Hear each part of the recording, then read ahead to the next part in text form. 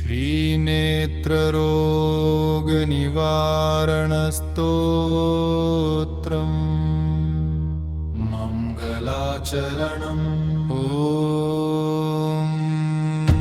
श्रीगणेशाय नमः। ॐ नमः शिवाय। ॐ श्रीधन्वन्तरये अमृतकलशहस्ताय नमः। ॐ सूर्यनारायणाय नेत्रप्रकाशदाय नमः।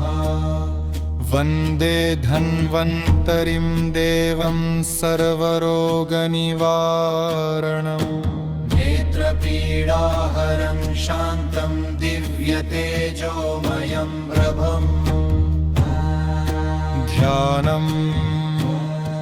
ध्यायेद्दिवाकराकारं रक्तपद्मासनस्थितं शङ्खचक्रधरं देवं दीप्तनेत्रं दयानिधिं कराभ्यां वरदं शान्तं रोगान्धतं सापहं पीयूषपूर्णकलशं वहन्तं भिषजापतिं विनियोगः अस्य श्रीनेत्ररोगनिवारणस्तोत्रस्य धन्वन्तरे ऋषि अनुष्टुप् छन्दः। श्रीसूर्यनारायणो देवता नेत्ररोगनिवृत्त्यर्थे जपे विनियोगः ऋष्यादिन्यासः। ॐ धन्वन्तरये ऋषये नमः शिरसि अनुष्टुप् छन्दसे नमः मुखे श्रीसूर्यनारायण देवताय नमः हृदि नेत्ररोगनिवारणार्थे विनियोगाय नमः सर्वाङ्गे करन्यासर रामङ्गुष्ठाभ्यां नमः।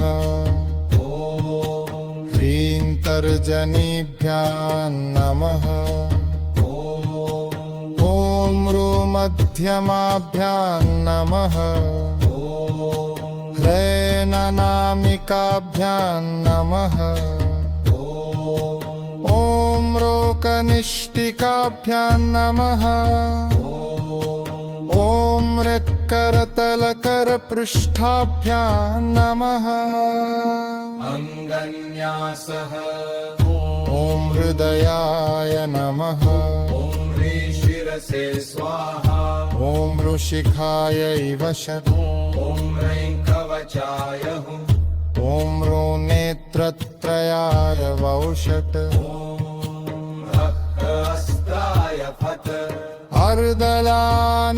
अर्दलानेत्रदीप्तिप्रदे देव सूर्यकोटिसमप्रभ अज्ञानतिमिरं हत्वा चक्षुषो मे प्रसादय। कीलकं गूढं स्तोत्रमिदं पुण्यं भक्तियुक्तस्य सिद्धिदं श्रद्धया पठेन्नित्यं नेत्रदोषैर्न बाध्यते। ॐ ह्रीं सूर्याय आरोग्यदाय धन्वन्तरये नमः। चक्षुप्रकाशं देहि देहि स्वाहा। स्तोत्रं धन्वन्तरि नमस्यामि नेत्ररोगभयापहम्। यस्य स्मरणमात्रेण दृश्यते ज्ञानदीपिका। सूर्यदेवं जगन्नाथं सहस्रकिरणोज्ज्वलं चक्षुषां पतिमीशानं प्रणमामि पुनः पुनः। अश्रुधाराक्षिपीडां च तिमिरं दीर्घवेदनां नाशयाशु कृपासिन्धो लोकचक्षुप्रदायक। दूरदृष्टिं समीपदृष्टिं दुर्बलां वा विशेषतः त्वत्प्रसादान् महातेजस्वस्थनेत्रं प्रजायते। रक्तवर्णं कृष्णं श्वेतदोषं कण्डूषोथं च दारुणम् हर मे पद्मनयन प्रभो रोगान् शेषतः यस्य नेत्रे स्थितं तेजस्त्वदीयं भास्कर प्रभो तस्य जीवनमार्गोऽयं प्रकाशेनैव पूरितः अन्धकारं मनोदैहं नेत्रपीडासमन्वितम् दह दह प्रभो दिव्यभानुतेजः प्रदीपिताम् भक्त्या पठन्ति ये नित्यं स्तोत्रमेतत् समाहिता तेषां नेत्रसुखं दीर्घमायुरारोग्यमेव च फलश्रुति